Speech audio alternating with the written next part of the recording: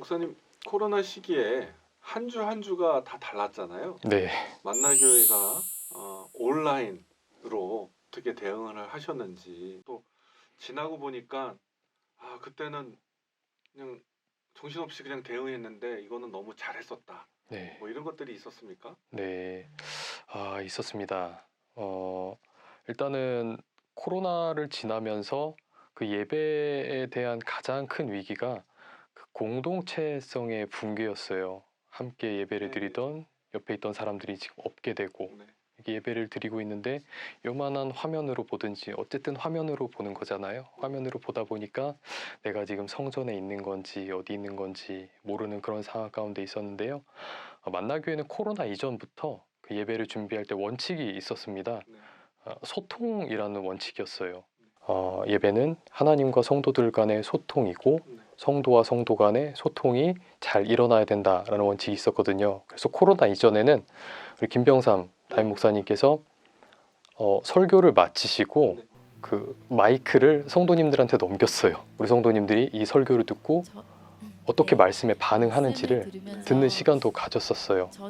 처음에 이제 김영삼 목사님이 그런 아이디어를 예배팀에 제시하셨을 때 이거는 망했다라고 생각을 했었는데, 의외로 굉장히 많은 성도님들이 굉장히 좋은 피드백도 많이 해주시고 해서 은혜로운 순간들도 있었는데, 그럼에도 불구하고 조금 이렇게 이상하게 얘기하시는 분들도 많아서 지금은 안 하고 있고요. 그때 예배 중에 있었던 겁니까? 맞습니다. 예배 중에 설교를 마친 직후에 아, 마이크를 이렇게 건네서, 상당한 모험이었네요.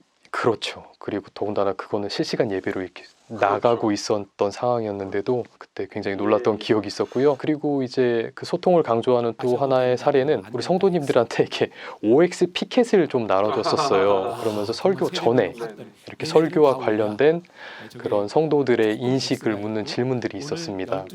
이런 이슈에 대해서 우리 성도님들 O입니까 X입니까? 라고 물으면 성도님들이 이렇게 반응을 하시고, 또 그걸 받아서 담임 목사님 또 설교를 풀어내시고, 네. 그러다 보니까 우리 성도님들이 굉장히 설교에 이렇게 몰입도가 굉장히 높았던 그런 기억이 있어요. 그렇게 만나교회는 소통을 굉장히 중요하게 여기는데 코로나가 터지고 모일 수가 없게 되니까 이 소통이 막혀버린 거죠.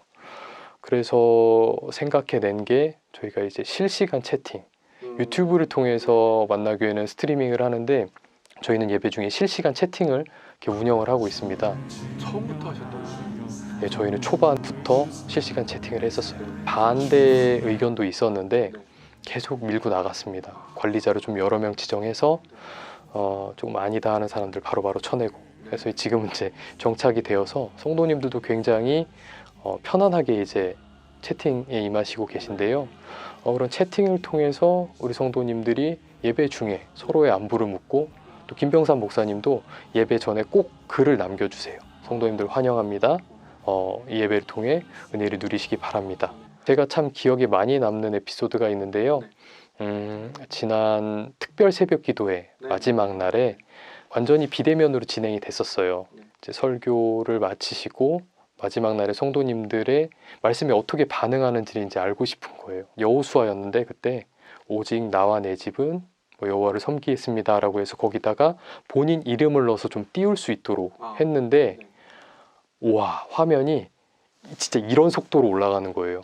예, 그 사람들이 한 사람 한 사람 이종현이라면 나 이종현과 내 집은 여호와를 섬기겠습니다라고 하는데 그 화면이 막 올라가고 거기에 아는 이름들이 이렇게 막 보이는 거죠. 그래서 우리 성도님들이 그걸 이제 가정에서 보면서 우리 부서 사람, 또 우리 뭐 성가대, 뭐 우리 셀 식구 다 예배의 자리를 지키고 있었구나.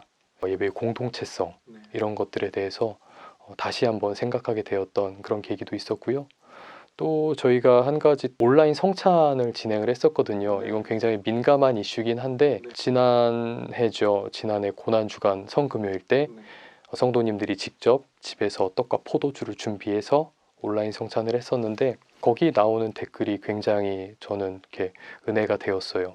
처음으로 앞으로 언제 할지 모르지만 내 손으로 준비한 성찬, 그리고 믿지 않는 남편까지 함께했던 성찬, 분명히 하나님께서 임재하셨을 줄로 믿습니다 라는 그런 댓글을 봤는데 하나님 임재하셨구나 이런 생각이 들더라고요.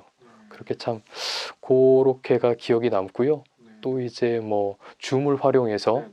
비록 비대면이지만 네. 이렇게 대면할 수 있는 예배를 드렸던 네. 그런 기억도 남습니다. 네. 네. 목사님 그 온라인으로 라이브로 예배를 드리면서 일반 교회들 같은 경우에는 조회수가 안 나올까봐 걱정, 불이 달릴까봐 걱정, 아니면은 댓글 달라고 했는데 참여도가 저조할까봐 걱정, 이런저런 걱정들이 있으신 것 같아요. 네. 만나교회는 라이브 방송을 잘하고 계시니까 조언을 부탁드리겠습니다. 처음부터 잘 됐던 건 아니었어요. 음. 처음부터 그냥 순탄하게 진행된 건 아니었고 미디어 교회 아주 초창기부터 지금까지 몇 년에 걸쳐서 사역하고 계신 그 전도사님이 계십니다. 그 전도사님이 이제 채팅방을 관리를 하고 있는데요.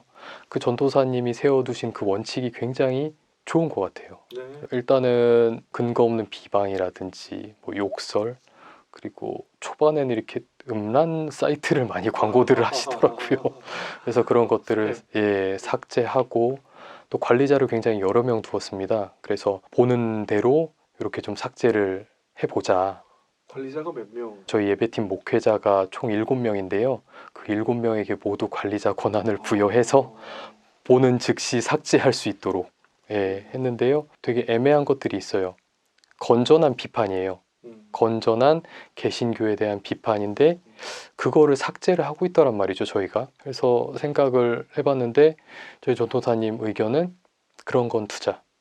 일부러 여기까지 와서 비난하는 사람들은 우리가 쳐내야 되는 사람들이 아니라 우리가 끌어안아야 되는 사람이다. 그래서 그런 건전한 비판 같은 경우는 그냥 내버려 둡니다. 해외라든지 해외에서 예배드리고 있습니다. 처음 왔습니다.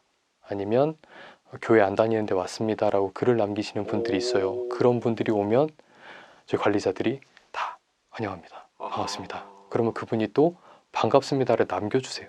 그럼 이제 그분은 느슨하지만 어떠한 연결고리가 생겨나는 거거든요. 새신자 인사가 된대요. 그렇죠. MOT라는 개념이 있어요. Moment of Truth라고 경영학에서 이렇게 하는 개념인데 어떤 기업이든지 조직이든지 뭐 가게라든지 소비자와 가장 처음 만나는 접점, 오프라인으로 출석하실 때는 그것이 주차장 입구, 주차 안내 봉사하시는 분이 있을 수 있고 또 성전 안내하시는 분이 있을 수 있는데 요즘에는 유튜브 그리고 저희 예배 같은 경우에는 채팅 이런 것들이 MOT가 되어가고 있거든요. 그래서 그 지점에서 그 만나는 그 경험들을 저희가 어떻게 하면 가장 예수님의 마음을 가지고 품어줄 수 있을까를 고민하고 있는데요. 물론 채팅을 싫어하시는 분들이 꽤 있어요.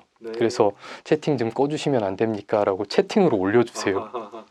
그럼 우리 전도사님이 채팅 끄는 방법을 알려드립니다. 그렇게 알려드림으로써 이렇게 조금 더 열린 공간이 될 수 있게끔 하고 있고요.